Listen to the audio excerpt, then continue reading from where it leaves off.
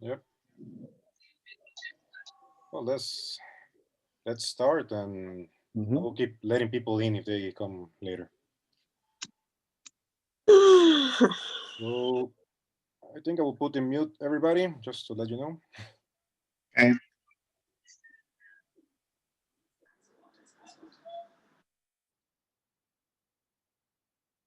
Okay, perfect. John, Carol, Peter, you're in mute also, just in case. Okay, perfect.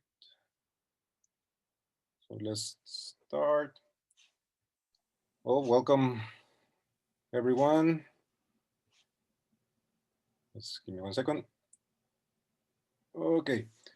Um, well, welcome everybody. Just a minute. Peter will welcome everybody from behalf of IWAS, asking for that favor. Also, he has some announcement for you.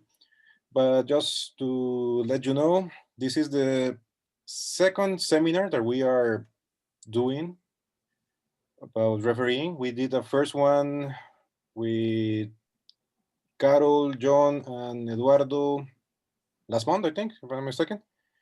We did it in Spanish, so more focus in Latin America region. So this is the second one we're doing for Europe and North America.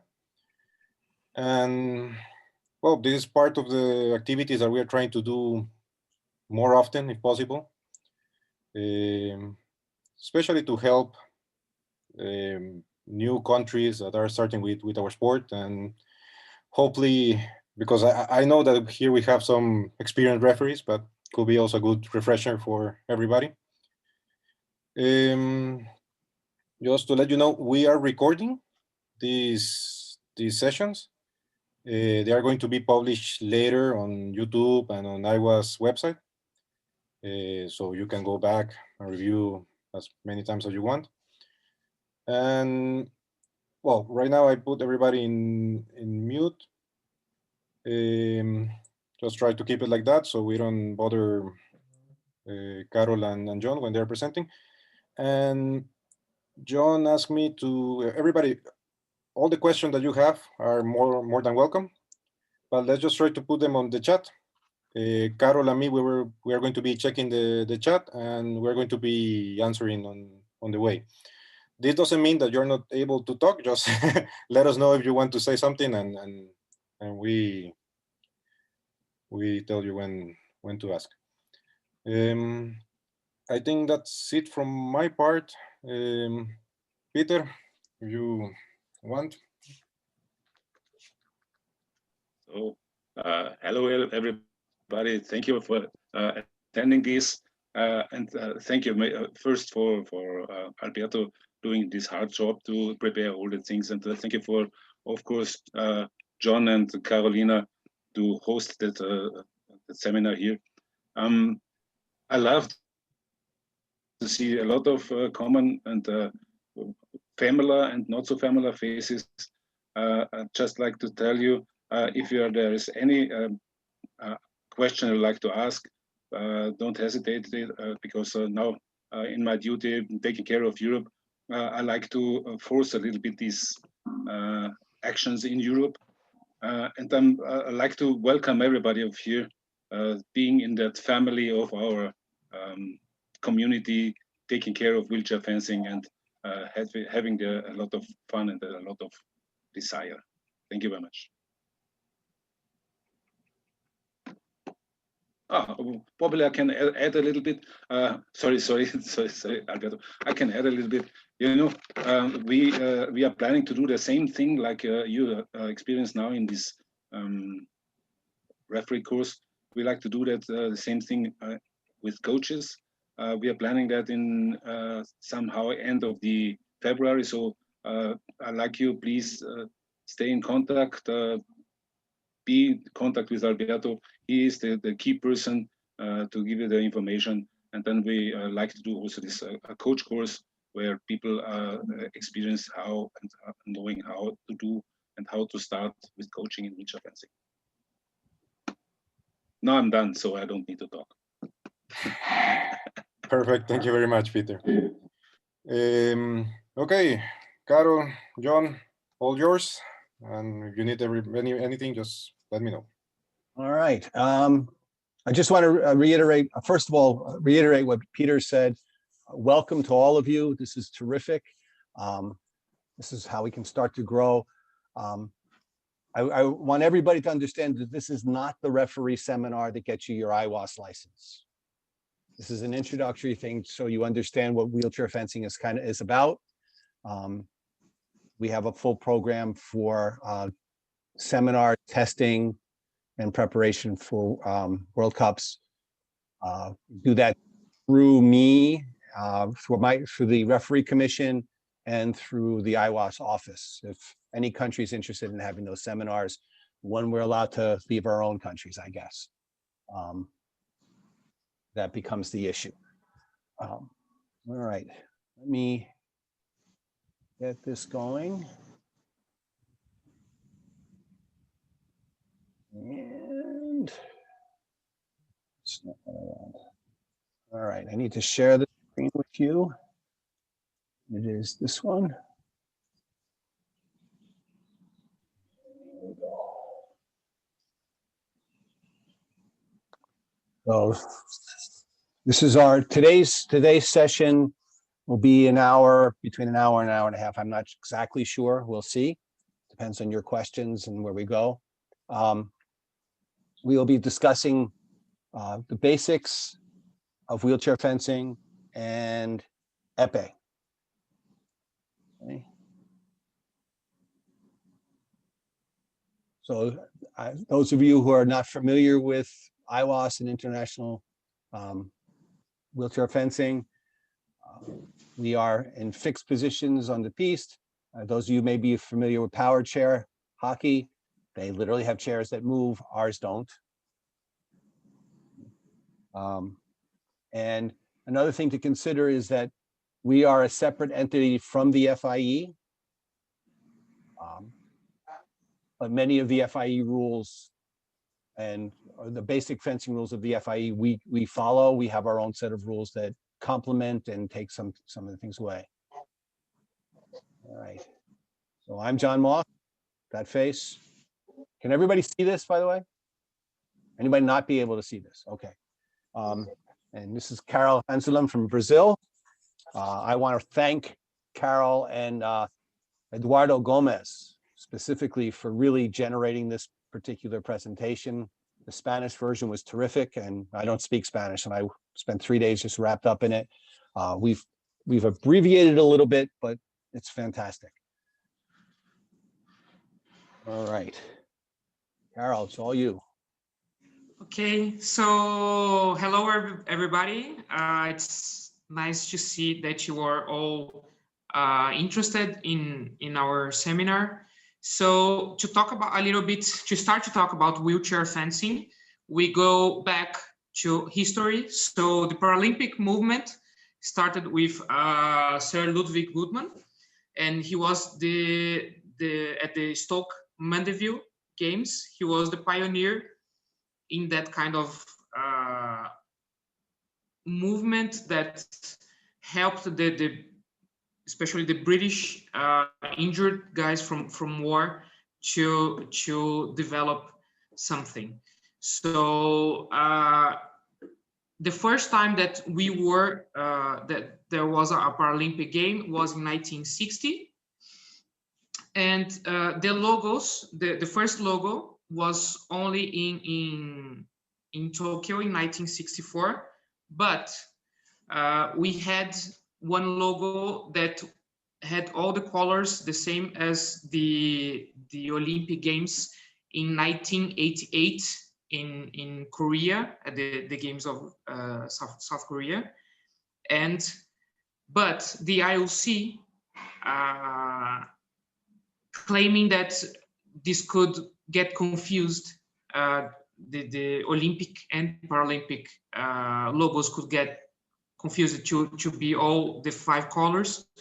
They asked for the Paralympic Games to change. So now this is what we have, the 3 agitos that represent the movement, the Paralympic movement.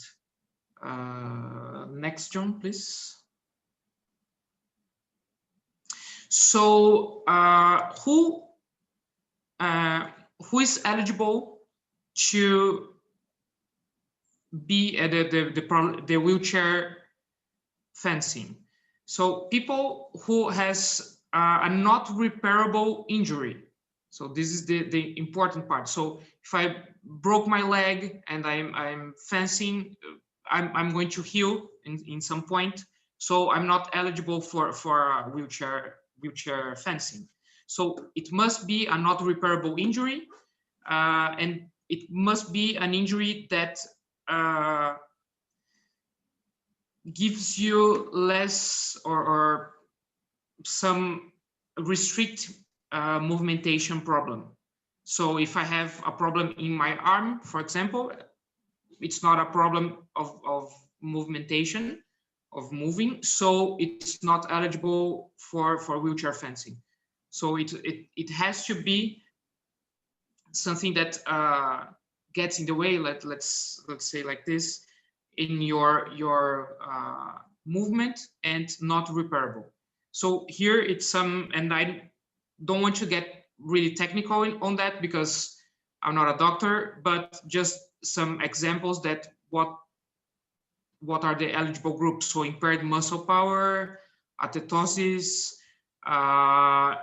impaired passive range movements, hypertonia, some limb deficiency, somebody that had ataxia, leg length difference, because of course you can have both legs, but if the difference, the length between both, it's a lot, you have a problem of movement. MS and CP. Next, John, please. Yep. And of course, that somebody that has an amputee, for example. So there is this person that has doesn't have like the left foot, is different from somebody that has a cervical injury. Of course, the first one has more mobility, so it wouldn't be unfair to put both at the same category. So now we have at wheelchair fencing, we have three divisions, three categories made by their difference of mobility. So the first one, the category A, it's the one that can move the most. So they are the amputees and the ones that has a lower back injury. So they have movement of the thorax region, a really good movement. So they can move back and forth with no problem, with almost no help of the other hand. So this is category A. Category B, it's already who has an injury a little bit up at the cervical cord, and so the thorax region is compromised, and this person will have a lower mobility than the first ones, slower, and they will need to use a lot more of the other hand to move back and forth at the chair. And the category C, it's the people that has the less mobility of them all. So usually, for example, when they do the lunge, we have to help them going back to the middle of the chair, because they just do the lunge and fall, and they don't have the strength to come back to the upright position. So these people is the ones that were the cervical injuries and the quadriplegics. John, did I say it right? I was practicing this word all the time. Perfect. Perfect as always. Excellent. Okay. So next one, please.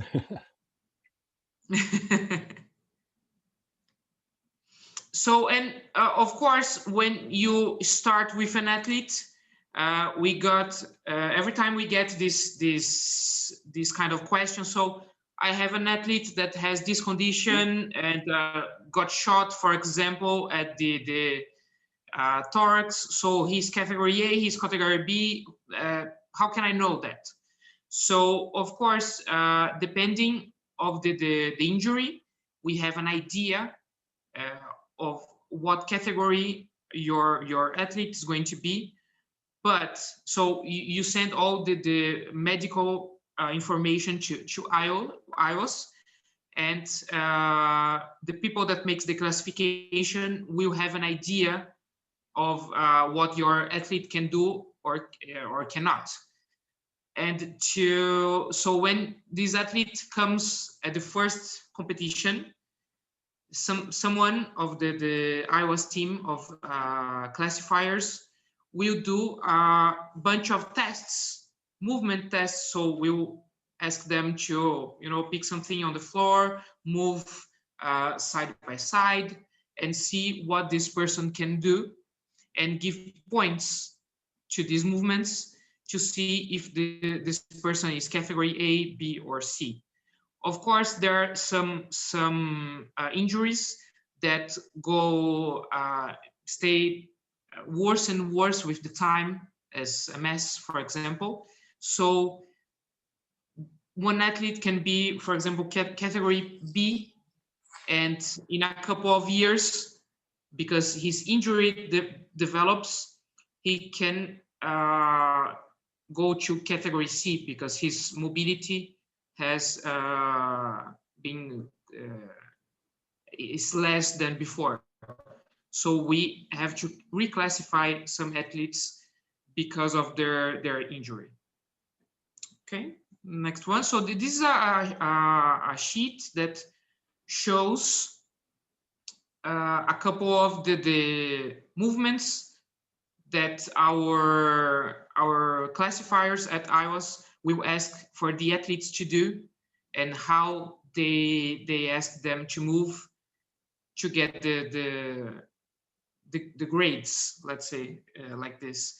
And this you can all find at IWAS website. So if you have doubts, you can go to the IWAS website, and they have all the material of how they do these kind of tests and how is the score sheet. So you can have a pretty good idea of where your athlete is, in which category he is. Next one. Not yet. Oh, okay. My turn. Sorry. Two other pieces to this. One is, my understanding is the classification commission is reviewing all of this, and there may be some other things going on about that. But right now, this is our classification. The other part about this is, if, for instance, you have a category C fencer, that category C fencer can fence in category B. For instance, in team, you must have at least one non-category A fencer. It can be a category C fencer, but that fencer fences category B distances, and we'll get into that later on. They can fence up, but you can't fence back down. Okay.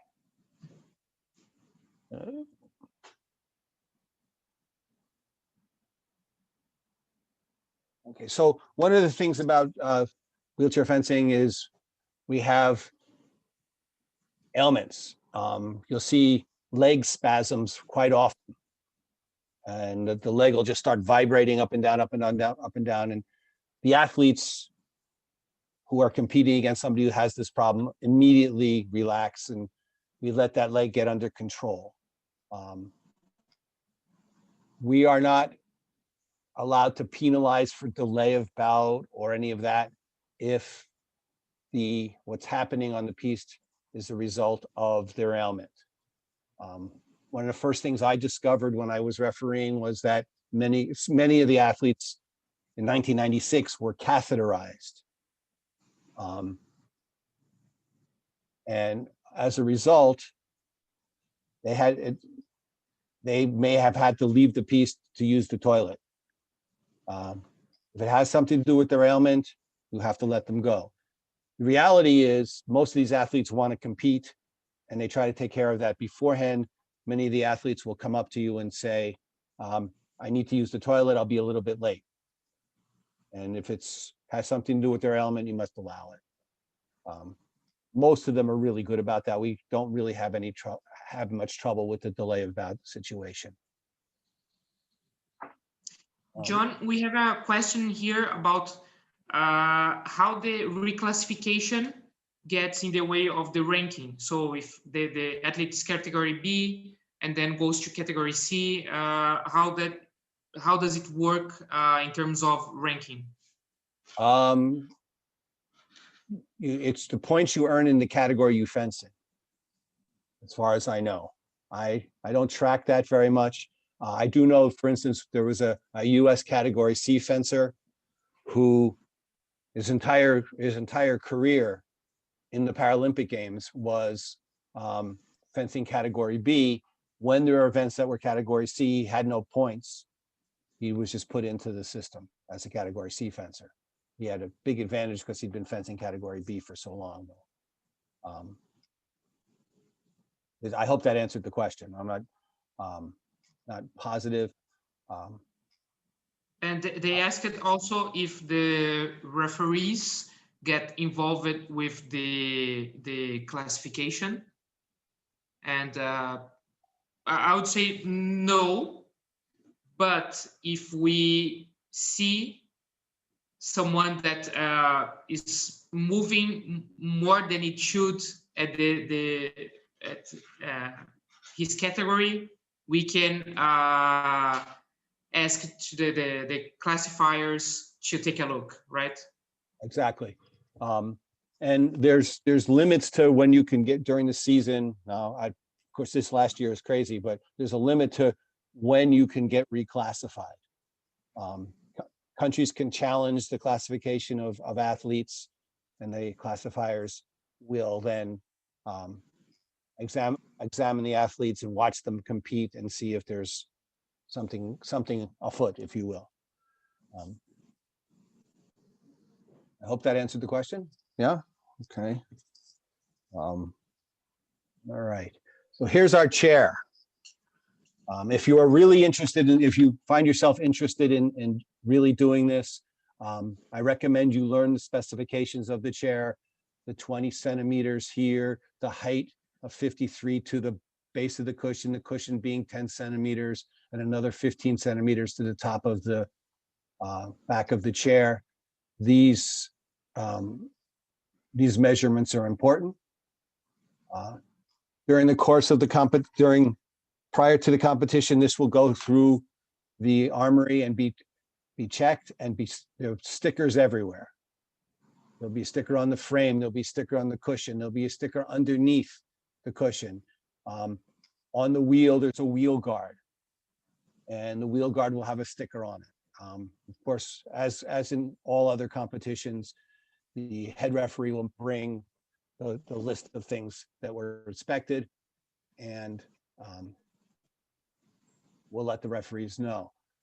Things that happen. The back of the chair, the rule has been rewritten to get back to the sense of the rule that we needed, where this needs to be rigid. They say rigid, but that doesn't really, those words really don't mean anything. Now there's a real test for that.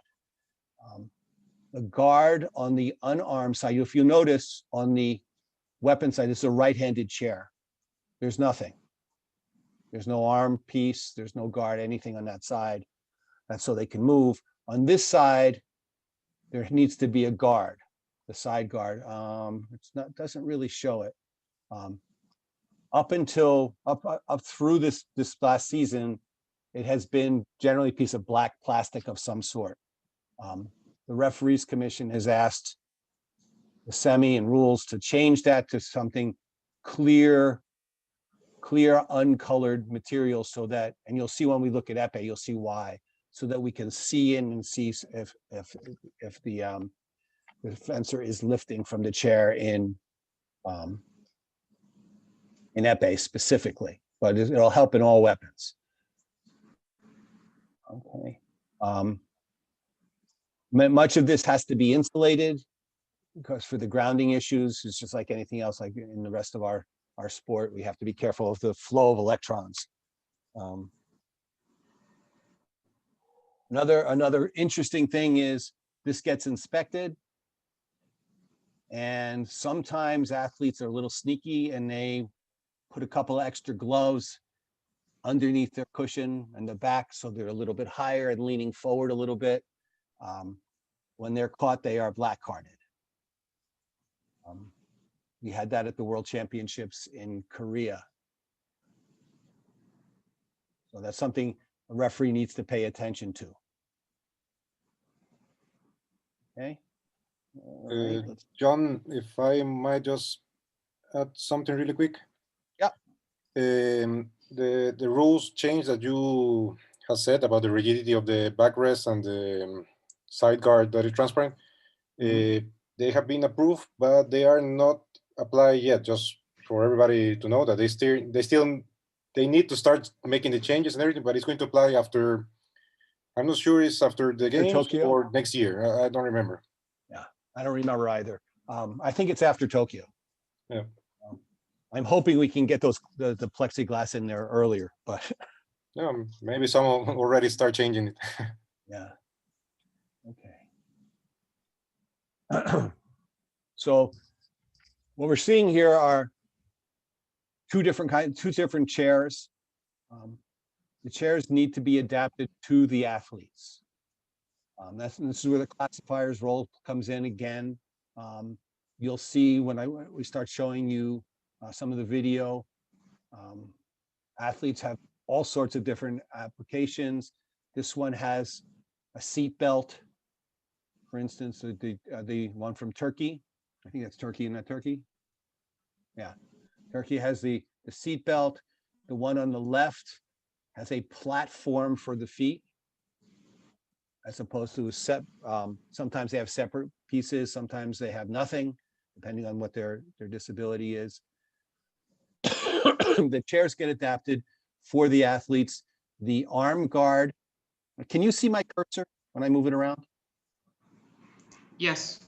Yes, okay. So this arm piece, this is the back arm, and this would be your back leg, and as a able-bodied athlete. This is where the lunging comes from. From here, they hold on to it. It can be placed in numerous different locations, depending on the athlete. And the athlete can also be tied to this. Many, many different things. This particular chair, it looks like it's somebody who can't straighten his leg and it goes straight down this way, or can't bend the leg over a chair. I don't know this chair at all, but every chair gets adapted to the athlete. Typically the category A fencers, with some exceptions, have a fairly standard chair. Category B will be adapted quite often, and etc. And category C gets even more. Category C fencers, you will find that they will get special dispensation for holding the weapon. You get wrapped in there. The athlete I was talking about from the US, he was a quadriplegic. He fences category B, even though he's a C fencer. He gets wrapped up completely. And of course, when a body cord breaks, that takes time to replace it, because he's got to get completely unwrapped and rewrapped, and that takes time. And it's always frustrating, but we have to allow it to occur.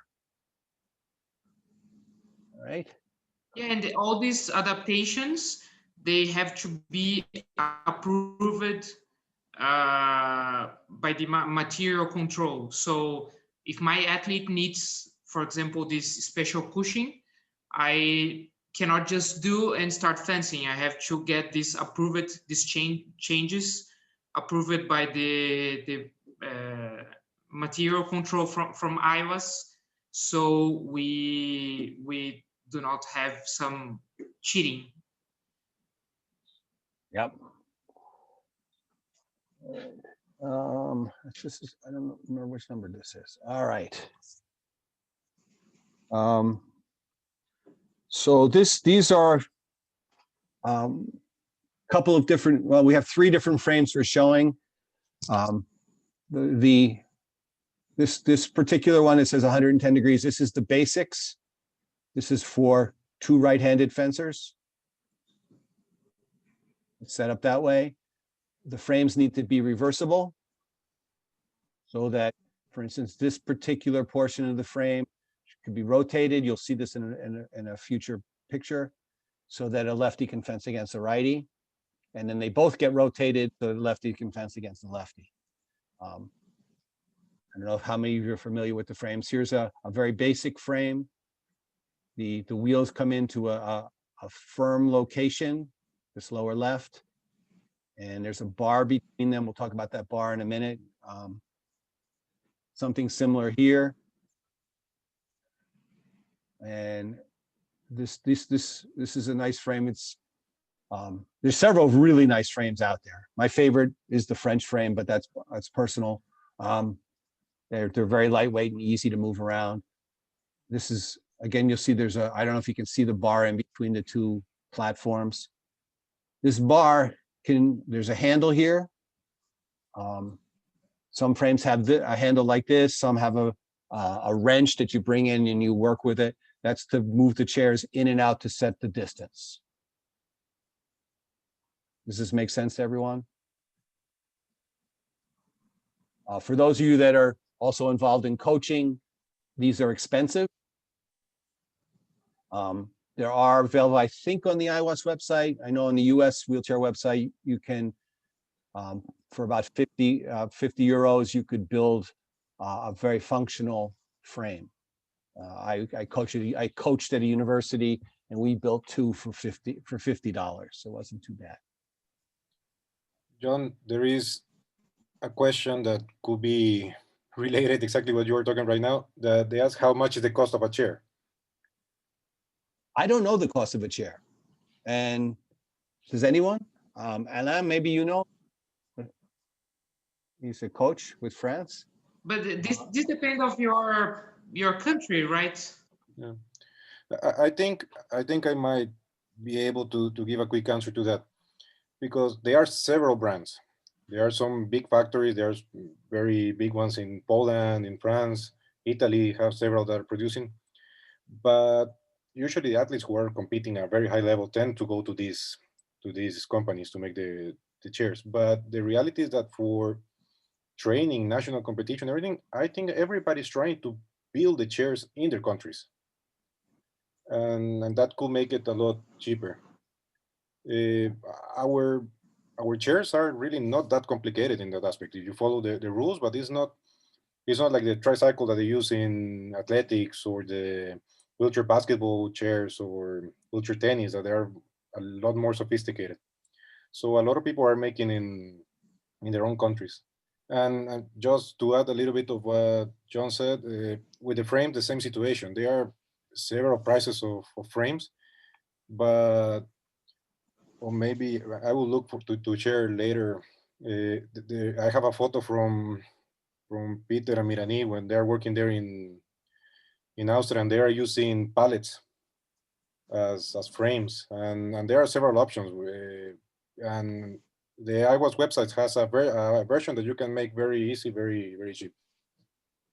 Also, I know there's at least in Canada is one of the countries that's doing this. They have a chair that has no wheel. It's a metal pipes that are set up in the same routine, but you can just place it. You can place it on the frame and lock it down the same way you would do. Well, we'll talk about that in a second. Lock it down the same way. It has been approved by the Semi Commission. Much cheaper than a chair. That much I do know. But I don't know the actual cost of either. And there's another question that was made a little bit ago, but I don't know if you're going to go to this subject later, but it's asking about the spasm or muscle strain, involuntary ones, after alley or on alley, if they are yellow card. The answer is no. I was going to talk about that like in a couple of slides. Absolutely. Okay. So here's the situation I was talking about with the frames. We have the right-handed fencer versus a right-handed fencer. We have to reverse this to make a left-handed against a left-handed fencer, and then right versus left. Very critical if you're hosting an event. And from a referee's perspective, and especially an old referee like myself, the most valuable people at a wheelchair event are the people that get fencers in and out of the chairs and in and out of the frames. They are absolutely the most valuable people and the most important. The first games I did was in Atlanta in 96, and one of our wheelchair athletes who didn't make the team organized what we call the pit crew, just like sort of at Formula One racing. And he could get the athletes out of the frame, the new athletes into the frame, ready for setting the distance in under 2 minutes, even under a minute. That's what he was shooting for. That makes such a difference for the referees. And if the referees are the ones that have to go and do the work on that, it's horrible for us. That's my personal opinion. And most of us will all do it. Don't get me wrong. We'll all do it, but we have a hard time. We have a hard job just focusing on our job. Adding that is very difficult. So getting a good pit crew is really, really important. All right.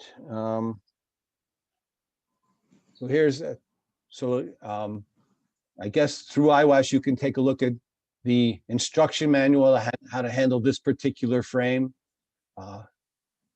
Over here in the center is where this is a lefty-righty situation. This center bar moves in and out so that we can have the proper distance. I think we can move on from this one. If you notice down at the bottom, this is a training frame. So at the bottom, there's a link. If you just go to wheelchair fencing at IWAS.com, you can get this fencing training frame manual to how to build one. Now, here's the basic idea. There needs to be a very strong bar in between this bar right here, this brace goes in between the two platforms. This is all the material that goes along with it you can find and how to actually build one yourself. I don't think we need to go into too much detail on this, do we? No. Let's just play the video. Let's play the video. And but the thing is that if you want to build a wheelchair, a platform, you can at IWAS.com. You can find this manual and the videos that follows, so you can build one at home.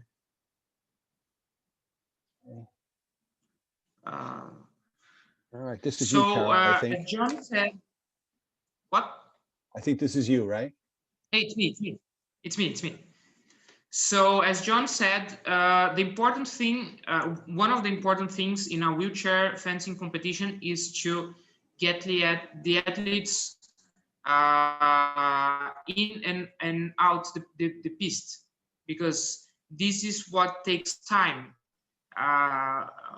To have an idea, like the bout, the saber bout, takes 1 or 2 minutes to do all the touches, and if the athletes take like 5-10 minutes to get in and out, the competition gets long and longer.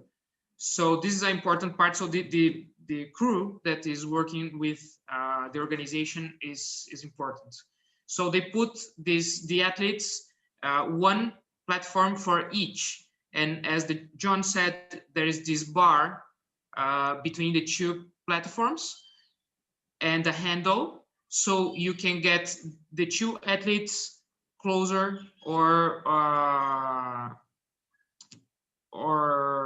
far away as you need to adjust the distance between them. And of course, this is going to change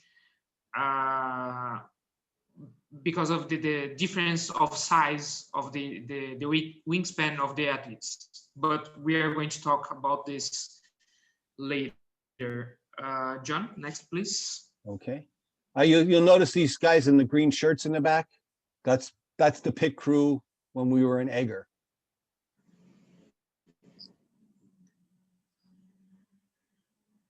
So the wheelchair gets trapped in the platform. So we have two hooks, big hooks that go on the big wheels, and then a stripe that goes from one of the smaller wheel to the another one.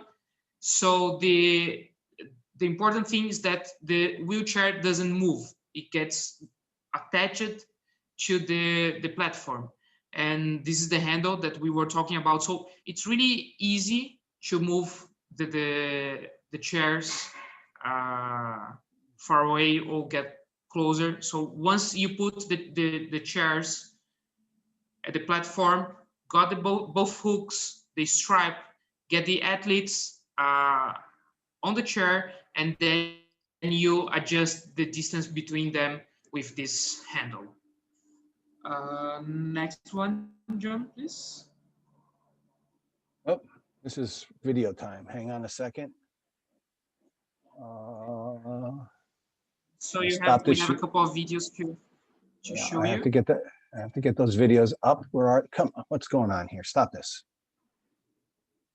And I want you to remember that every competition, every wheelchair competition is going to have this pit crew to put the athletes on the piste, but it's the referee's job to check if they are doing this the right way or not. So as John said, sometimes we get a really good pit crew that does practically everything on themselves that they were trained before, but there are some countries that we arrive and the guys are volunteers, they are learning on the job, and usually you as a referee has to know how to do. So there are different types of frame, so you have to at least have an idea on how to do the stuff on the frame, so you can show them and help them to learn. All right, hang on a second. I'm trying to get to the share again. There we go. All right, here it is. All right. Can we all see this video? It's not moving yet. Somebody shake their head up and down for me. Christina, can you see it? Yes, okay. So here we go.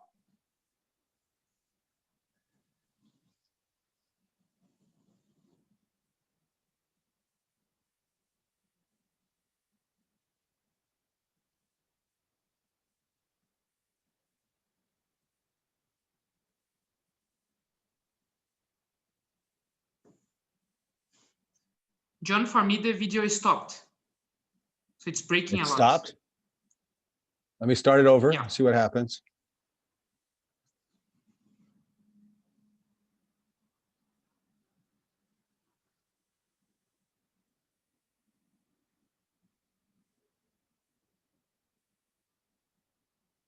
Yeah, but this is the other video. The first one we were putting the one with the platform closing. This is the wrong. Well, let's talk about this one. This is lifting simultaneously. Let's talk now. Yeah, go ahead. Okay, so we are going to discuss a lot of faults that the athletes do during the bouts. One of the most common ones in the wheelchair fencing is lifting. So the rule said that the athletes can move back and forth, but they cannot lift from the chair. So what does it mean? They cannot separate the bottom from the cushion all together. So if you are moving and you put half of your bottom up, it's okay, but you cannot put all your bottom up. This is lifting. This is a fault, and then you get a card for that. And if both do at the same time, both of the athletes get a card. And these are one of most common ones that they commit. And the referee is paying attention at the action. So sometimes it's really hard to see, especially in Epee, that because they have the apron on. So we ask for 2 assessors, 2 side referees, to look for this type of fault. While we have this, we're still doing general things. This is a great picture to note the lame for Epee. Those of you who are new to wheelchair fencing, that's sort of a shock. But because most of the injuries that we're going to see involve the leg, and the legs should not be target. So the lame, the apron must be worn to cover the legs, and then the apron is then grounded. There's several ways to do that. My favorite is through the body cord, but there's other ways to do that so that the legs are no longer the target and we can help the athletes. Does this make sense? We have questions. We're good with this. And they asked him at the chat. This is our first group penalty. Yes. This is a as you'll see, Ricardo is giving the yellow card. I don't know. I didn't give it to the other side. That's okay. And you can probably see how difficult this would be to see them lifting because the apron hides a lot, but good experience and you'll see it. As a referee, we have our 2 assessors here, one here, one over here. In Epee, typically they're looking at the person closest to them, because this is where the problems are. You'll see in foil and saber, they're looking across, and we'll see that later on. If you decide to become a referee, this will be a position that you will be looking at. There's other things we look at, and we'll talk about that in a little bit. We good with this one? Yes. Yeah, it's actually when you are looking across, it's actually easier to see this penalty. But as we have the aprons on Epee, we have to stay back. But for saber and foil, you as the referee, you as the assessor, you can choose if you are going to look at the same side of the athlete, or if you're going to look across. Usually it's easier to see this kind of penalty looking across. So Jon, maybe, oh no, forget it. What's up? No, I can put it back up. What's up? Yeah, I was thinking just maybe put it one last time before moving to the next one. I will do that. If I can find it. There we go. Let's look at it again. And nobody can see that, right? no. Oh, come on. Stop. Okay. Let's get the share. I love Zoom. It's such a wonderful thing. There we go. All right, let's watch this in the beginning. We'll watch the whole thing.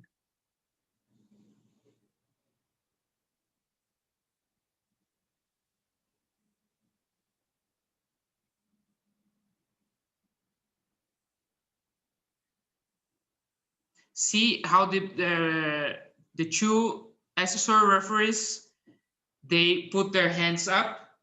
So this is the signal that they do to tell the main referee that something wrong has happened. So, and as this happens simultaneously, we usually give the card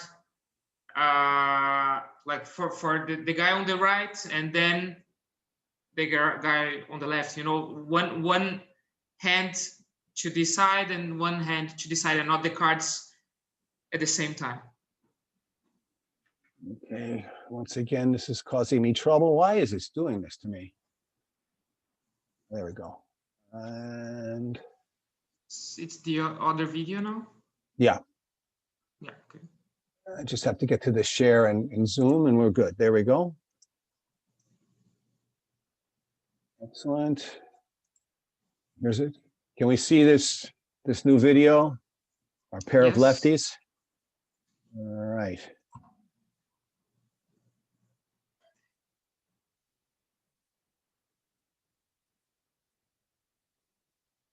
Everybody see what happened there? Yeah. Can pay attention to the guy from the right. Okay. Look the distance between the athletes, and look what happens with the guy that's on the right of the screen. Here we go.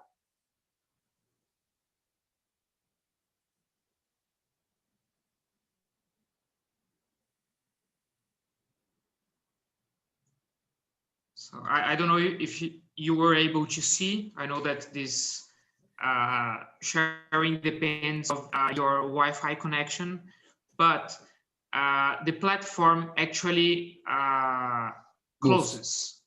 Look right here. As I said. Good, Carol. See, do you want you to show like the first, and then when it closes and stop again the video? Sure.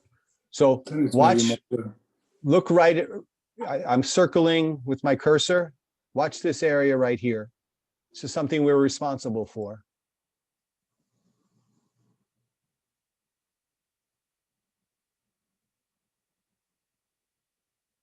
Now. Did everybody see that?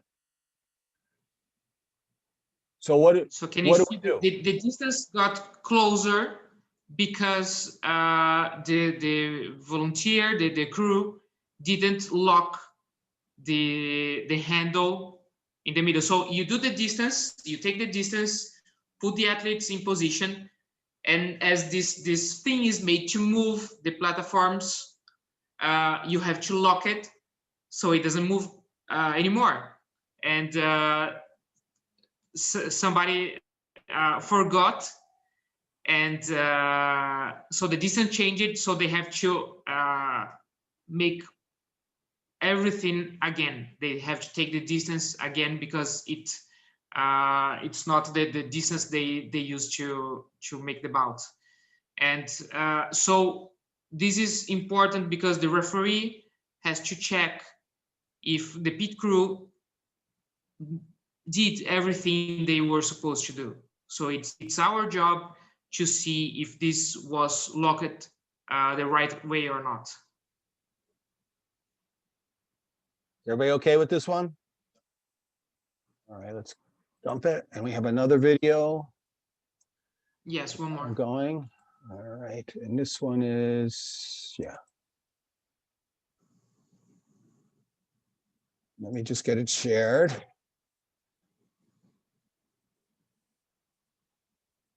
Right, and craziness. And this one, here we go. Let's get this right from the beginning.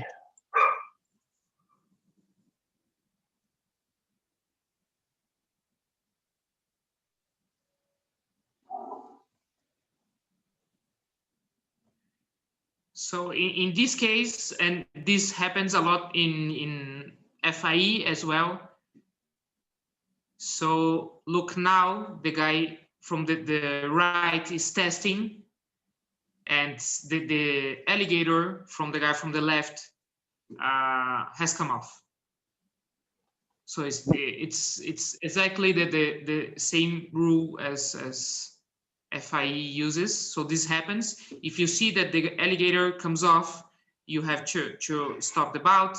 If the touch already happened, if you had the priority and your hit was no because the alligator came off of your opponent, the touch of your opponent is canceled.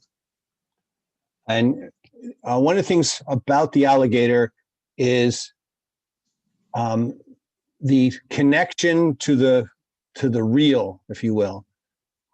We have in FIE, we have a standard way of doing that. We don't have that in wheelchair.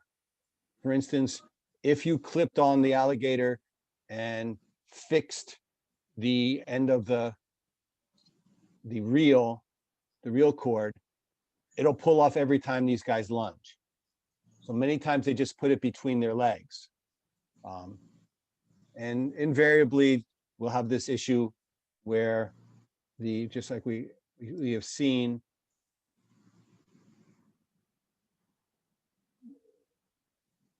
where that comes off and it doesn't work. And we have to, as our job, of course, is to make sure it stays on. So if it becomes all over and over again, we have to figure out the best way to do it for this particular athlete. No questions on this one? Because okay, Carol. the arm, the non-armed arm is used to go back and forth. It can, if you put the alligator where we usually put the FIE rules, it's on the way of your arm, so it's coming off all the time. Okay, I'll bring this down and let's get back to where's the share? Come on.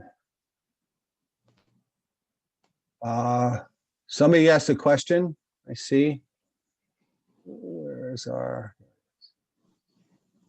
Yeah, why isn't there a standard way to attach the wire? It's just like John said.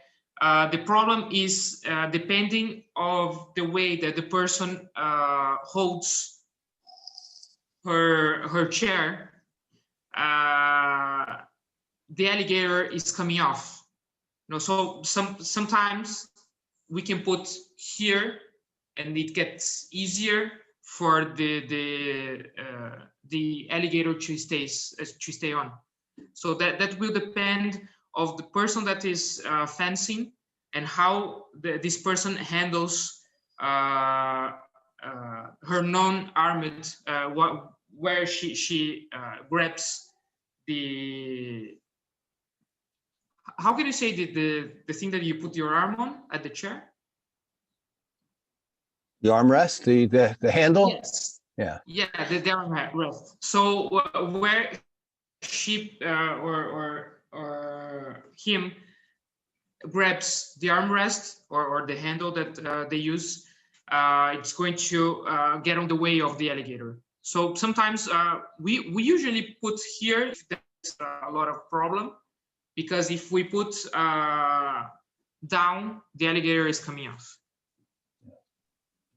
There is a question that I think in a certain way was already answered by Udo, sharing the documents, but just could be a nice reminder because they ask if there is a separate set of rules for wheelchair fencing. And basically, yes, even if we have a lot of relation with FIE rules, but the reality is that we have our own rules. And you can see in the chat that there are shared, so you can get the rule books there. Yeah, we use most of the FIE rules, but for instance, in those of you that are Sabre people, there's no rule against crossover in wheelchair fencing. Just not going to happen. If it does happen, it'd be a miracle. And covering target tends not to be with the unarmed hand. I've been refereeing in wheelchair since 1996, and I have seen it exactly one time, and it was done on purpose. We were practicing using the equipment in the 96 games, and a fencer from Hong Kong who has a great sense of humor covered target with his unarmed hand. Since then, I have never seen it.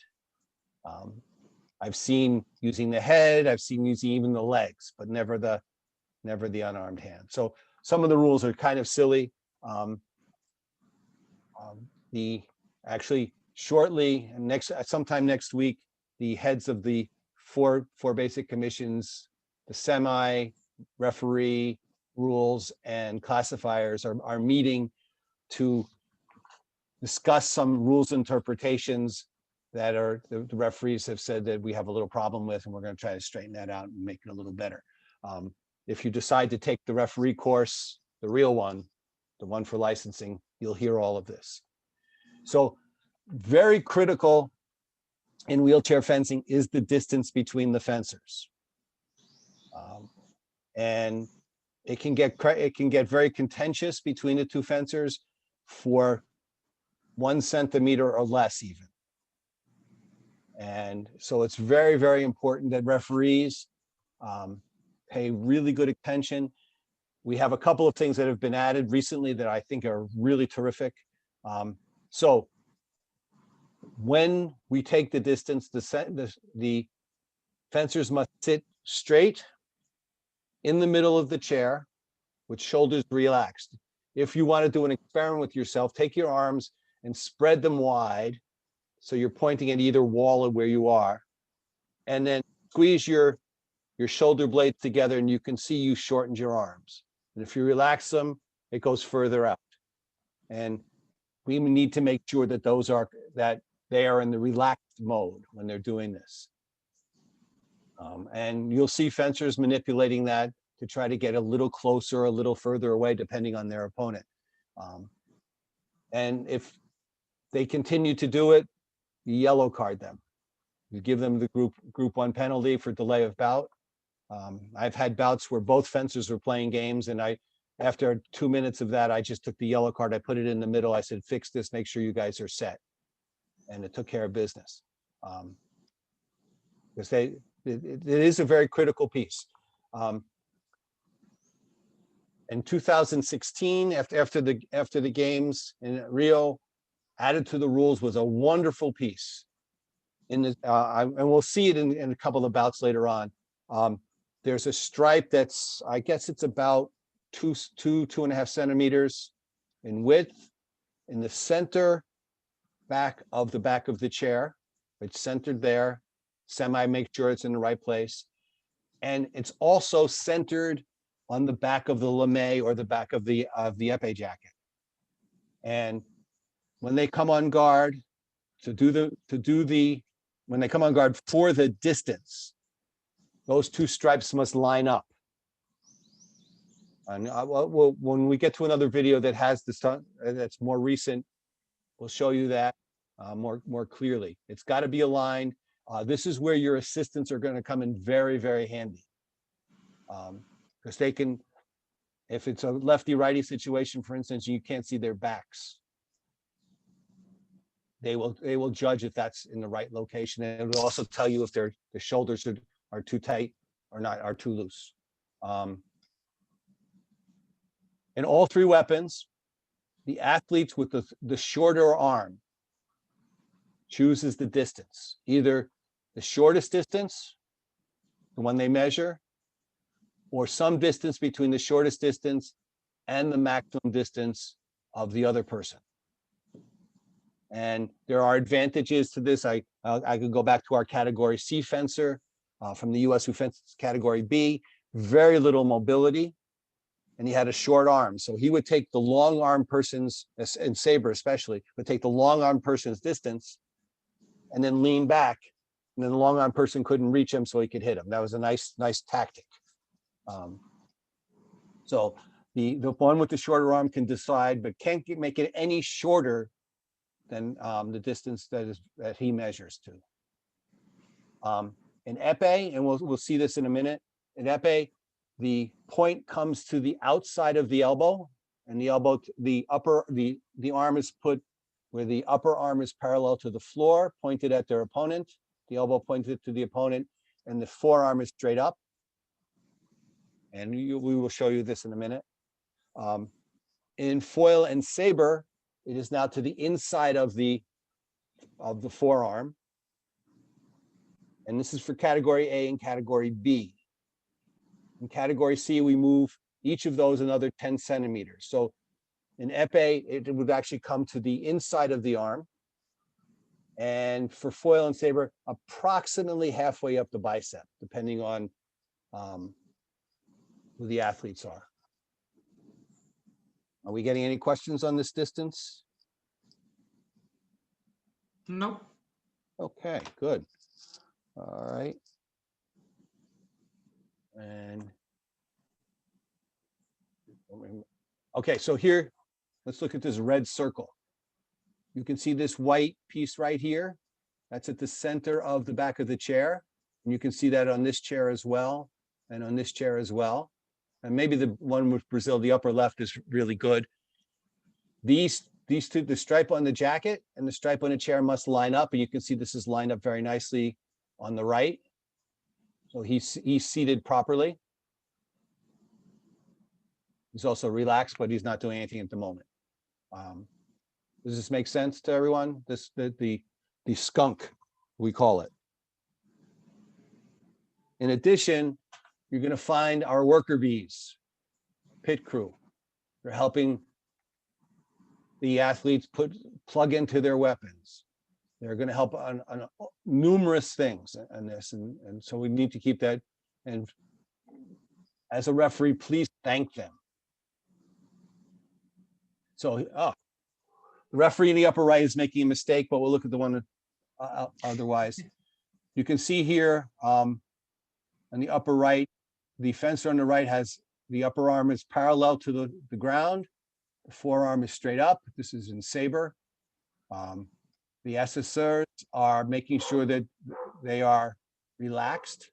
That's why they're putting their hands on them. I'm not a fan of that myself, but the athletes don't seem to mind. And the referee here is now judging to see, looks like it's the old style, if the point is coming to the right location. Saber should be coming, saber and foil should, if you can see my cursor, should be coming to this location right here. And many times you'll see a referee put his hand there so that the point of the weapon comes to the hand. I think this predate, yeah, this is 2015 where saber was like epee, so it's going to be to here. You see the pit crew down on the floor, adjusting the distance to the command of the referee. The referee says further out, closer in. Make sure that this happens. Here's epee being done. Again, the skunk stripe is lined up. Here's our worker bee down here, taking care of that. No assessors, so the referee's got to make sure that the fencers aren't playing games. And they will. They absolutely do. We have some of our athletes who are here. I've seen them do it myself. We have questions about this one? On Georgia in 2018, yeah, we had some schedule issue in one of the days, and our pit crew came 1 hour later. So we had to start the competition like 9 a.m. and the pit crew would be only at 10 a.m. So lucky me, I was with category A athletes, so they can move really, really well. So they were helping to put their chair in and out the piste, and they were helping me to take the distance to make sure that we could start the competition on time. So sometimes this happens, but usually we have the pit crew to do that. But sometimes the athletes or the coaches or us, we have to do the job. Somebody asked the pit crew for every piece. The answer is ideally there should be two people in a pit crew assigned to each piece. We can probably get away with one. In category A, certainly we can get away with one. Somebody at least to adjust the distance. And this is where I would prefer that referees not do it, but sometimes we have to help each other. And you'll see some of our experienced referees get right down on their knees and they do what's necessary. It is a lot of work, and the slowness of competitions, or the amount of time it takes in a competition, is clearly mostly about getting in and out of the chairs and in and out of the frames and getting the distance set. It's the pit crew, to me, is the most important people, are the most important people there after the fencers, obviously. One of the things, I know the referee on the right here, this guy, what he does, that's me. What I do when I'm refereeing is, once I think the distance is good, I ask both fencers, is this okay? Is this okay? When they say yes, we're in good shape. If they say no, then we have to mess around a little bit. But asking the fencers, it speeds things up a little bit. I recommend that strongly. All right. So our next slide. All right, a lot of words here. I'm not a big word fan, but it says competitors are always put on guard in the upright position. We've seen that, whether at the beginning of the bout or subsequently. Sitting straight in the middle of the chair. That does not, once we have done the distance, it does not, we no longer care about the skunk stripe, because there's many ways you can sit in the middle of the chair. You need to still sit up straight and in the center of the chair at every en garde pré aller. They must be in that position. And you must insist upon it.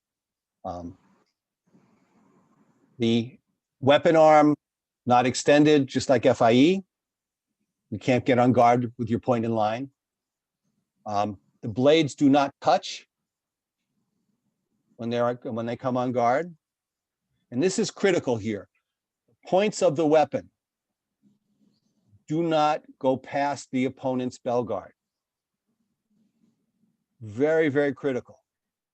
Must be up to the limit of the bell guard, but not past it. And if it does, if it goes past it, all you do is say, please pick your point up. And they must pick their point up. The on guard in all three weapons is in the high line. It is in the high line. And the point does not go past the guard. In saber, it's a little different. The blades cannot cross. And let me see, I'm going to stop this share for a minute. And can everybody see me? This is okay. This is not in saber. You see my fingers? Yeah. This is okay. This is not, and this is clearly not. So they're not really crossing, but the extension would cross them. This is okay because the extension doesn't cross here. Does that make sense? So that's fairly easy. They're not going to be past the bell guard.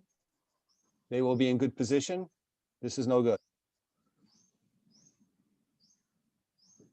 Okay. Let's go back to share where there we go. And we are sharing this guy. All right. Do you have, this is a great place for questions if you have some.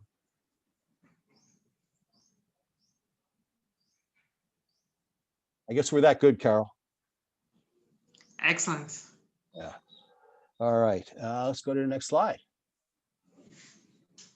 All right. Here's the fun part. This doesn't happen a whole lot with fencers, two right-handed fencers or two left-handed fencers. This happens a lot with left-handed against right-handed fencers. So if the fencers can't agree on the on guard position.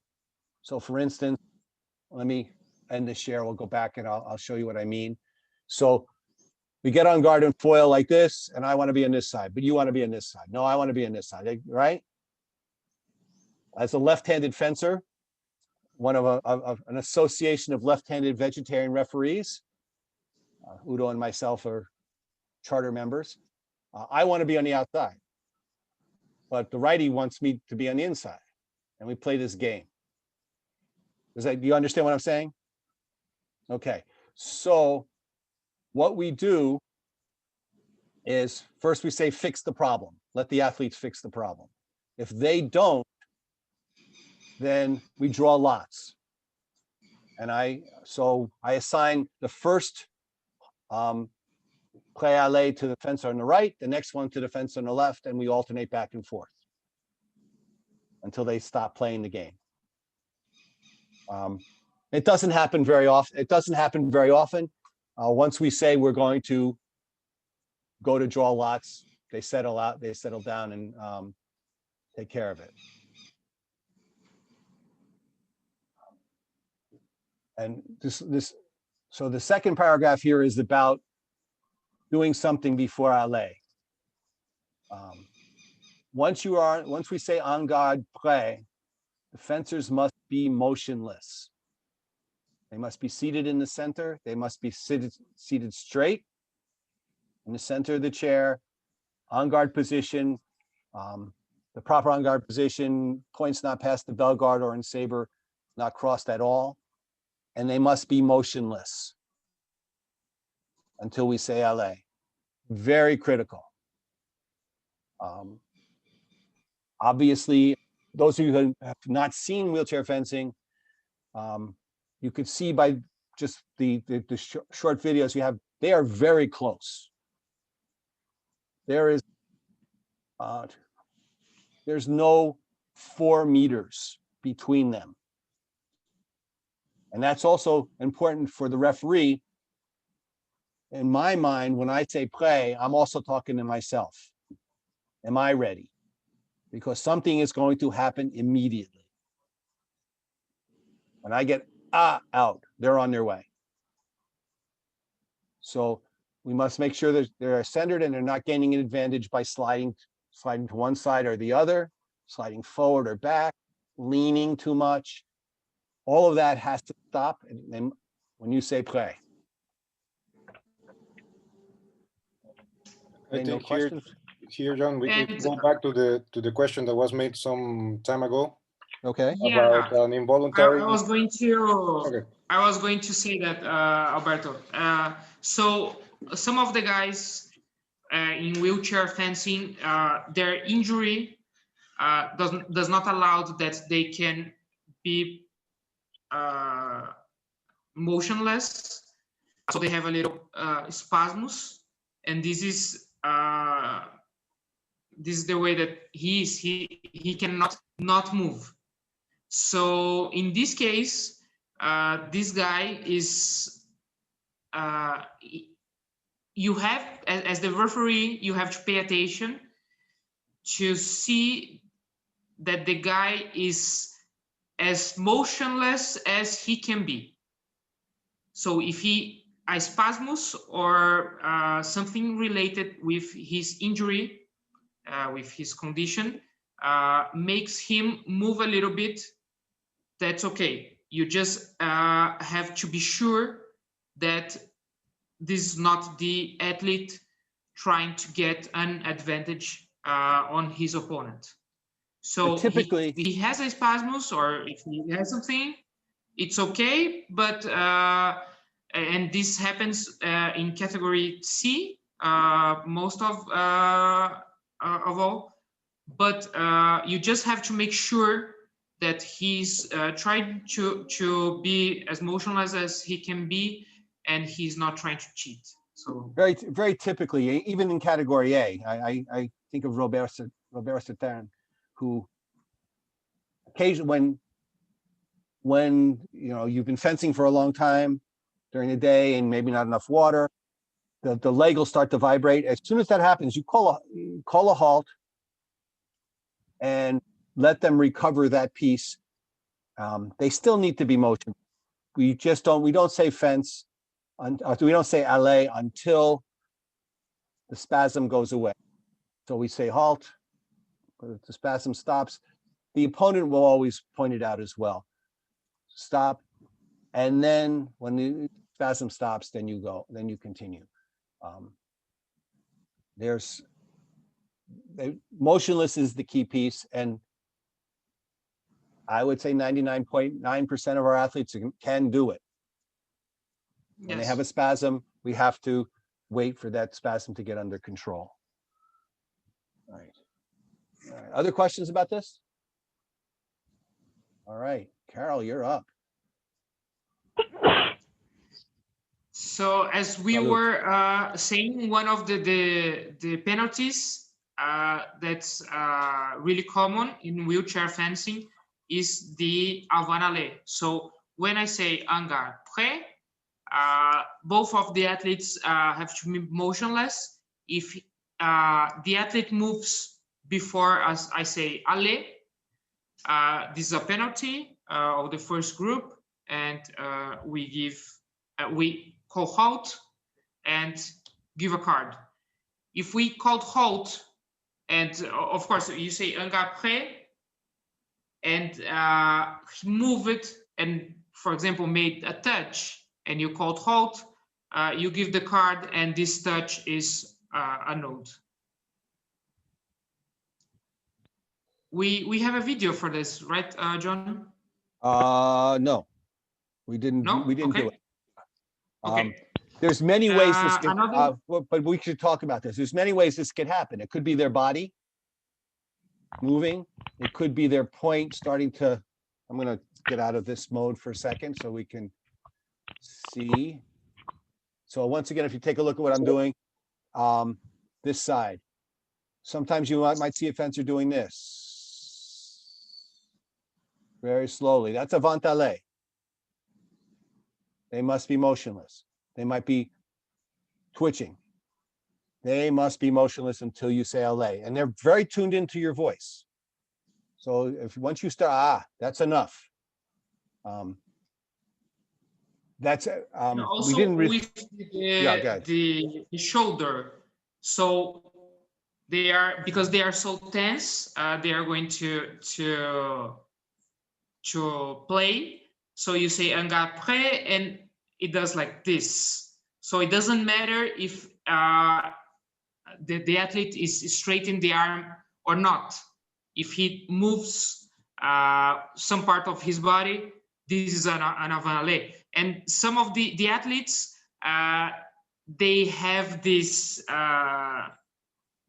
they are so, I'm not going to say clever, but they are tricky, let's say like this. And they move in a way that actually triggers the opponent. So they do like a small movement with the arm, and the other guy just goes to the lunge. And if you are not paying attention, you are going to give the card for the wrong person. So some of the athletes, they know that they do that for a long time now, so they know how to trigger the other athlete.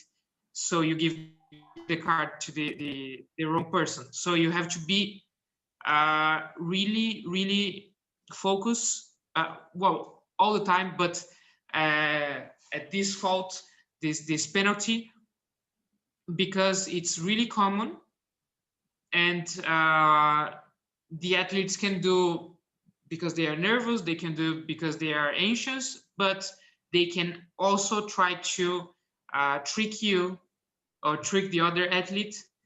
So you have to look the whole body and not just the extension of the arm. the second part of this is, oh, I'm sorry, you should be doing this. Yeah. No. I Okay. was going to the 15 seconds. Do you want to add something? There is a question there. Okay. Yes.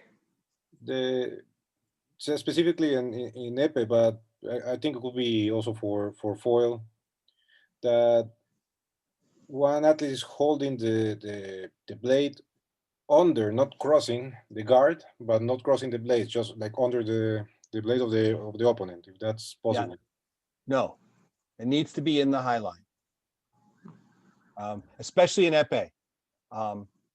If your point is just at the edge of the guard underneath, It's easy at to LA, touch. at LA, you're millimeters from the target. And I don't know if you can see my arms. I'm too tiny. No. here. Go Yeah. ahead.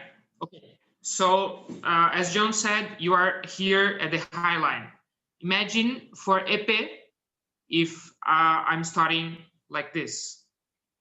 See, I have an advantage here. When the referee says Ale, it's easier for me to touch the opponent at the hand because my point is down. So all the time the high line. And Christina, the answer is no to your question. Doesn't have to be 45 degrees. It has to be in the high line, not past the bell guard.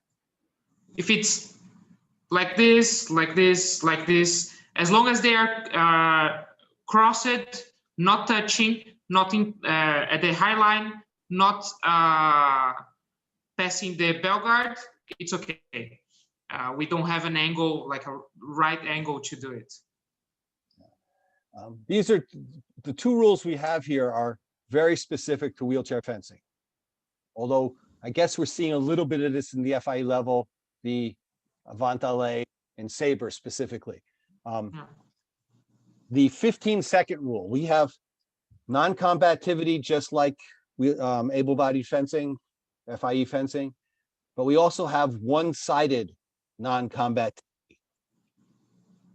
And that's where a fencer leans back from his on-guard position or her on-guard position for more than 15 seconds in a row without returning to the on-guard position or past. That's one-sided non-combativity or passivity, if you will, and it's a yellow card. And the explanation is simple. In FIE, for example, in Epee, if you are winning and wants to go to the back part of your piece and stay just trying to counterattack or parry or doing a parry, the other guy can reach you. But in wheelchair fencing, if you lean back and you are winning and you lean back, the other guy cannot reach you because he's stuck at his chair. So it wouldn't be fair to let the guy just kill himself trying to get you because he cannot. So we count the 15 seconds when the athlete leans back, and when he comes to the on-guard position, we stop the counting. And if he goes back again, we restart from zero, from scratch. So the important part of this rule is that the athlete, he don't need to attack. He just have to come back to his upright position, his on-guard position. He doesn't need to attack. And if you go back and go forth and go back again, the clocks start over. And the passivity rules, the no touch for 1 minute, we are going to see. Yeah, that's. I just saw the question here. So this is one side non-combativity, but there's the 1 minute without touch, and these rules are the same ones that FIE used it a couple of years ago. So if there's no touch in 1 minute, it goes to the next period. No touch again, next period. If it's the third period, you get the priority, and then fence for 1 minute. So it's the same rule as FIE used a couple of years ago. The only difference is one-sided non-combativity. It's just for wheelchair fencing. Yeah, and Alain just asked if it was obligatory to cross the blades. The answer is no. The point needs to be in the high line and not past the opponent's bell guard. However that works out is fine. All right, let's take, all right, this is complicated and it's very difficult. And there's going to be a discussion on this. We have, oh, you're welcome. The feet are supposed to be attached to the footrest. and not supposed to move. That's what the rule says, and you get punished for that. If you are refereeing and you're watching the blades in the action, there is no way you can see the feet. It's very, very difficult unless it becomes very obvious. The assessors can help you with this. And again, this is going to be a discussion. What's going on here? We're getting drawings on here. There's going to be discussion concerning application of this with the chairs of the various committees. So this is a very complicated one. Some people don't have feet to put onto the rest. There are two fencers we have, one from Hungary, one from France, who can't bend their legs. So they have an accommodation for what they do. And we have to judge all that as part of our deal. The key, however, is not using your feet to push on the frame of the chair to gain an advantage, or taking your foot and putting on the floor to gain an advantage. That's a penalty immediately. That becomes obvious. It's a little more difficult to see whether or not they're pushing on the frame. We've already talked about lifting from the seat. And we can have the important thing to see in lifting is that they can raise one buttock, they cannot raise both at the same time, and sometimes they are with their legs in contact with the cushion, but not their buttocks. And they say, no, but I was sitting. No, you don't sit with your leg, you sit with your buttock. So if you see the guy in the cushion, but the buttock is up, both buttocks is up, that's a penalty. John, somebody asked if we are going to adopt the new FIE non-combativity, the passive cards, passivity cards at IWAS. I imagine that will happen, but that has to go through the Rules Commission. It has to go through the executive. So I have no answer for that. Absolutely. But more than likely, the answer is yes. That's conjecture on my part. All right, here's a good example. First of all, there's no way that this guy is with his buttocks at the chair. So yeah. And notice the feet are on the platform. His foot is actually tied in to the platform, but he's up in the air for sure. And it is very possible that Mr. Stanchuk is also up in a different fashion. It's hard to see from here, but this one is fairly clear. We're not dealing with this. Does that make sense? And as we said, because of the armrest, it's easier when it's saber and when it's foil to look across. So I would be like, if I wanted to see the guy from the right, I would be on the left to see if he's coming up, going up or not. Mm-hmm. And if they are both lifting, they both get cards. We don't mess around with that.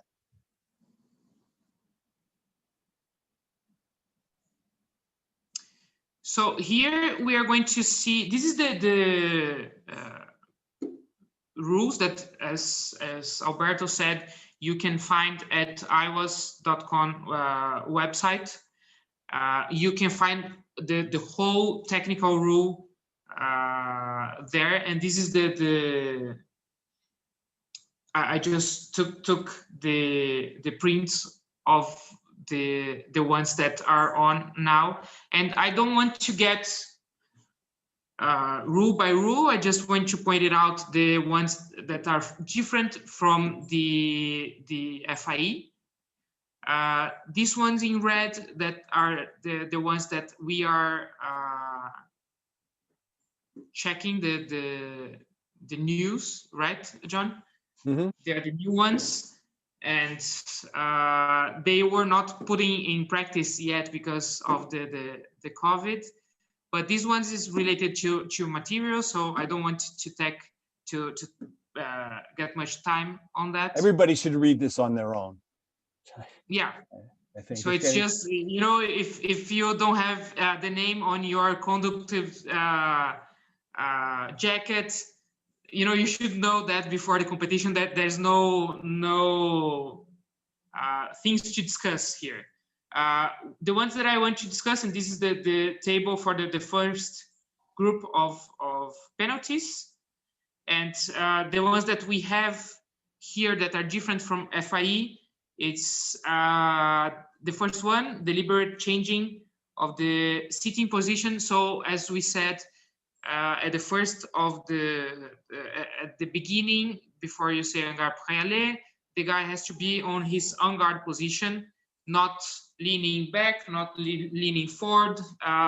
He has to be in the middle of the chair, in the center of the chair. So if he does that, you say, please, your en garde position. If he doesn't obey your card.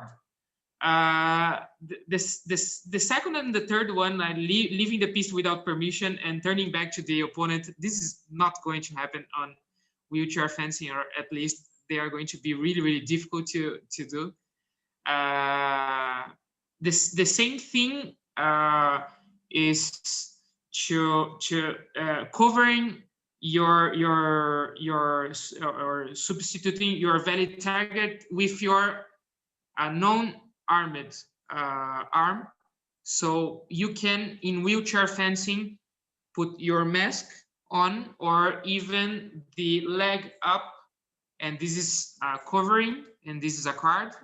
But with your non-armed arm, this is, as Jon said, we have never seen. Lifting, as we already discussed, is card. If you see that the athlete is losing balance on purpose, or he's unfastening his seatbelt, because some of the athletes use seatbelts, or he's unfastening his wheelchair to gain some sort of advantage. This is also the card. And I think from the first group, that's the ones that we have different from the FIE. Yeah, there's one adaptation that the commission's chair are going to be discussing, and that is where it's placing the weapon on the conductive piece to straighten it. The athletes can't get out of their chair to straighten their weapons. So we'll see what happens with that. I'm not going to say you shouldn't give a card. Okay. Now the second group of penalties. As you said, this one of using your non-sword arm, it's really unlikely, because the wheelchair fencer is using his non-sword arm to help him move back and forth of the chair. But losing balance deliberately, this is going to happen in wheelchair fencing. And this is already a red card. If he destroys the wheelchair to gain some sort of advantage, this is already a card. And the same thing as FIE, interruption of the bout for claimed injury. It's also a card. The other ones is track marks and names. It's the same thing, material stuff. We don't need to discuss that. Very quickly, the interruption about for a claimed injury or cramp. If the interruption is because of their ailment, whatever their disability is, it's not the 5 minutes. It is as much time as is necessary. Oh, it's true. That's very different. All right. Yeah, as we said, like if he had some problem or heat, strong heat on their hand, for example, and need medical time, this is the 10 minutes for us, for IWAS. But if they have spasms or something of their condition, this is as much time as they need. The third group, No I think differences. that it's the same ones that FIE. We don't have difference. No difference. So it's the penalties that are more less of the play, but more of the behavior of the fencers or the behavior of the people that is on the competition side. But the rules are the same, so you cannot disturb or do dishonest fencing or warm up without your equipment. Yeah, Christina asked an interesting question: is how do we know what the fencer's disability is? And that's one of the things the chair of the commissions are going to discuss. There are times where the referees don't know, and then we have to go to the DT and do research, and that takes time. I'm going to be asking the classifiers for a system that, and the other commission chair, to come up with a system that would expedite this problem.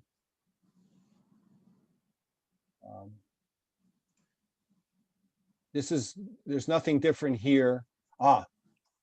This one, the refusal of a fencer to fence another competitor properly.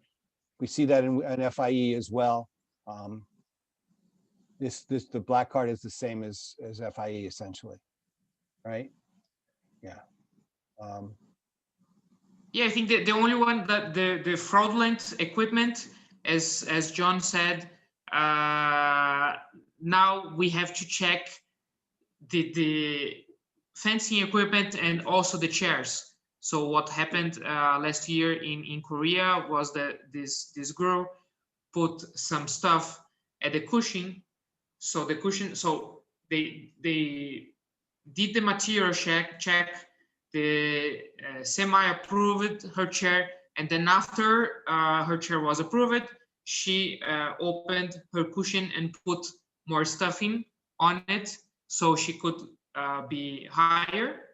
And so this is a fraudulent equipment.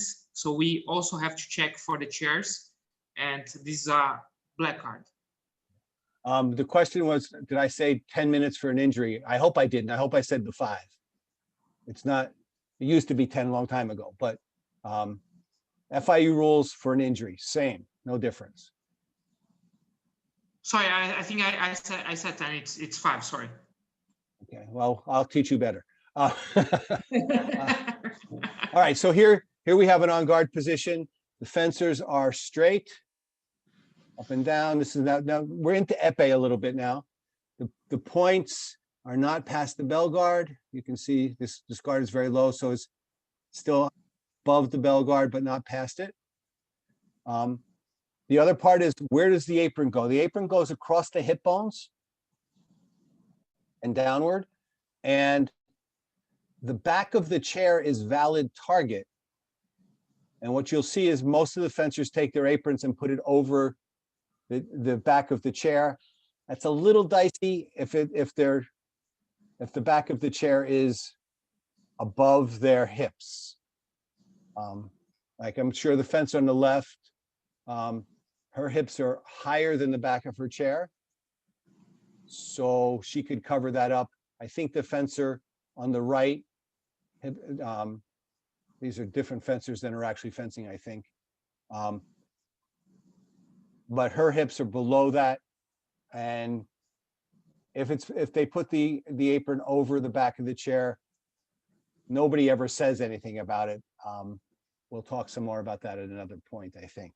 So the target here is, oh, it's just like the book. The target here is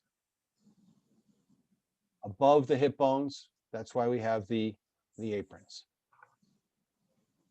All right. And that's really for safety purposes. So So- as Go ahead, John Scott. said, you take the distance between the athletes, and the athlete with the shorter wingspan is going to choose if it's his distance or a distance between his distance and the bigger athlete distance. And you can And see, one guy is going to be with his arm straight, horizontal from the floor, with his shoulder relaxed, of course, as we said, both in the middle of the chair with the skunk mark aligned, and the point of the epee is going to touch the outside of the elbow. This is for category A and category B. So the point is going to be here at the outside of the elbow. This is the distance. For category C, it's 10 centimeters inside. So it's usually at the internal part of your elbow. So this is the distance between both fencers in Epee. And so we have a video, right? well, hang on a sec. Lumi, what you got? Especially by this picture, one point is also important. Say it's not so important if I'm not right. If you measure the distance, the arm of the fencer has always in the upright, in the right winkle, and the epee in the up position, never in this way. Right. Because the shoulder could be moved if you have your arm here in this position to test here, to fix this point. The epee has always handle in this position. Yep. Yeah. So this the one that is with his arm like this, he has to be with his shoulder relaxed. This part of the arm has to be horizontal to the floor with a right angle forming here. So this is the correct position. This is not, because here they can try to gain some advantage. So this is the right way to do it. You know, somehow I'm not getting out of where we need to be. There we go. All right, so we have one more video. This is a little epee, and then we are at the end of our, let me start this from the beginning. And I need to share this, I imagine.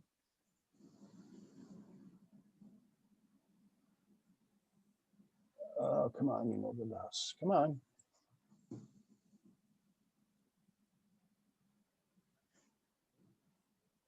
Here we go. Share screen. Come on. And we want this. There we go. Can we see these two epee fencers? Yes. All right, here we go. We won't watch the whole bout. It's 7 minutes long, but.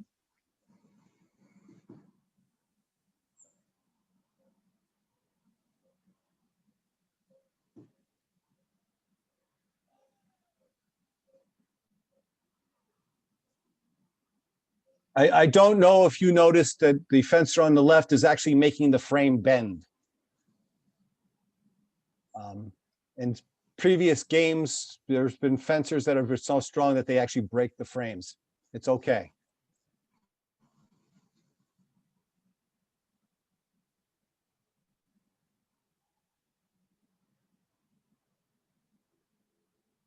One more thing that we haven't talked about is hand signals.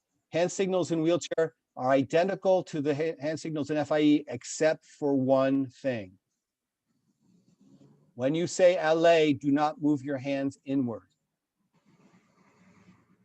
Because our vision is better than our hearing. And in this case, we have a righty against a lefty. It's not a problem, but a righty against the, righty against the righty or lefty against the righty. One fencer has his or her back to the referee and can't see the hands move.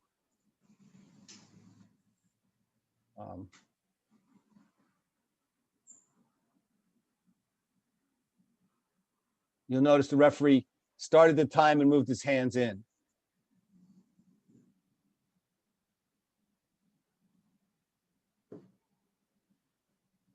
I guess this is almost over. Yeah.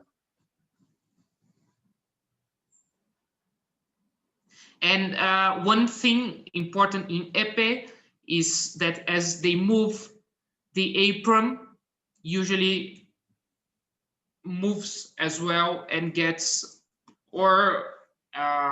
in front of them and gets the wheels uncovered, or they are always trying to cover it back, and they put the apron here, so you have to always check that they put the apron at the hip bones, and if that everything is covered, so you don't mark any points that they are not. So the end of this video is tragic and funny.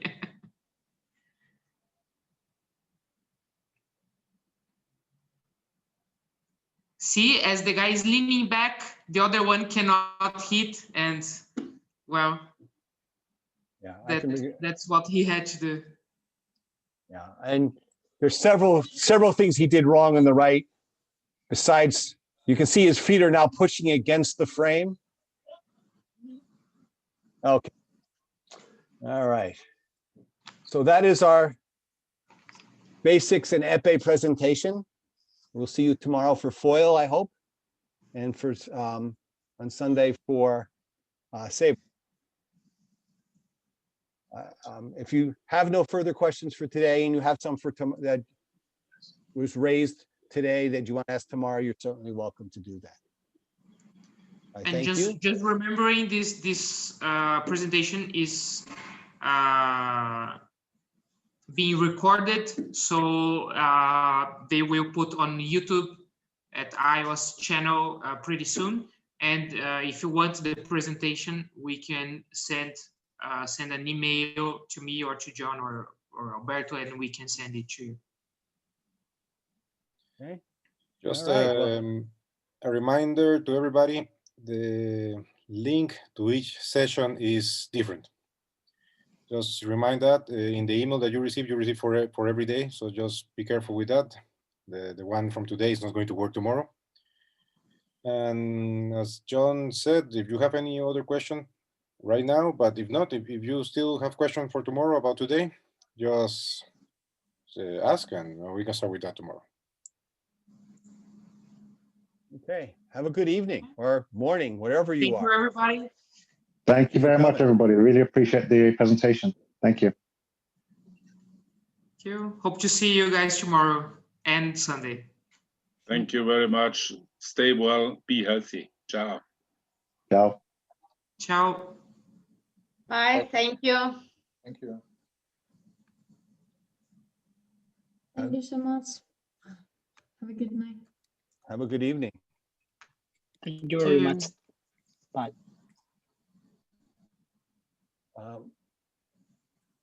Alberto, I think Alain had a question. Yeah, but Alan is still here? I don't think he's here anymore. No, I will write him. I will write him because he was asking about the link for tomorrow. I will send him an email. Okay.